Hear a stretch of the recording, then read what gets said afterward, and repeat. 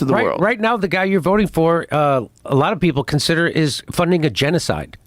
Right? So you don't think that's horrible? Look again, if he knew what was happening in Ukraine, more people are being slaughtered in Ukraine for what? And we just signed another 10 years of that. Yeah. Signed on for another 10 years. Worth what, $800 billion? So this is all a money funneling operation. That's what Afghanistan was. And as Julian Assange taught us, that these wars aren't meant to be won; they're meant to be ongoing. Because they had a peace agreement, you know that they had a peace agreement almost immediately after the invasion. Russia invaded. They had a peace agreement, and Ukraine agreed to it. Zelensky agreed to it, and they flew Boris Johnson out there and said, you can't do this, or we're going to kill you." And so he did. That's why he can't do it. And so that's why this war is ongoing, and they have to rip people off corners and put them in vans to go fight in this fucking war. The average age of the Ukraine military is over 40 years old. Have you seen the videos of guys getting kidnapped? Yes, I can't even watch it. Guys with their families, they grab a guy. They just grab him. And people are screaming. They're throwing him in a van.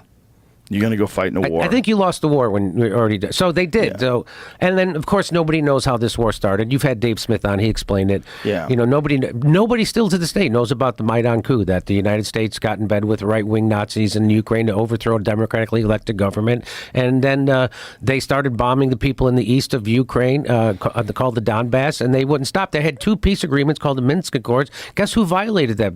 Ukraine. It wasn't the... And then, of course, it was the expansion of NATO, right? The threat of putting NATO on the border of Russia, which everybody from Kissinger to Chomsky and everybody in between said, that's a mistake, don't do that. Well, that's, of course, what they're doing. And so what's the point of NATO anymore? And then this whole idea, they're doing the domino theory again. Oh, well, if we allow him to do this to Ukraine, he's going to go to Poland next. And it's the same fucking shit they said all the time. It's the domino theory. And again, the world's terrorists are the United States. Look what we did to Iraq. Look what we did to Libya. Libya, the most successful country in all of Africa. The guy created the eighth wonder of the world with the way how he delivered water and turned deserts into farmland. And everybody had a house and everybody had education and health care. And we turned it into a failed state run by terrorists with open slave markets. Who did that? Barack Obama and Hillary Clinton did that. And they'll never have to pay a price for that. Barack Obama, the most he'll do is go, that was a mistake.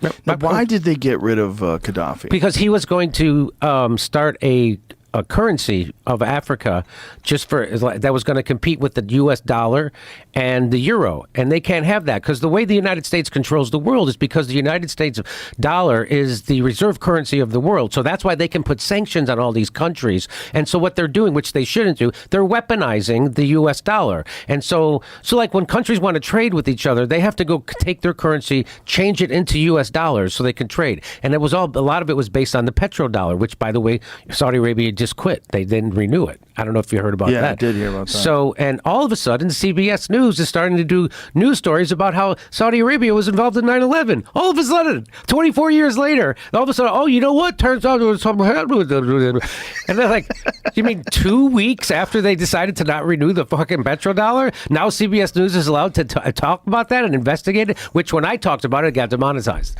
But anyway, so that's why, because Gaddafi was doing that. Mm-hmm. He was going to set up a currency for all of Africa, and it was going to be based on have a gold standard. And so they're like, no, you're not. You're not fucking doing that. And they made up a bullshit thing like, we got to save the people. Whatever.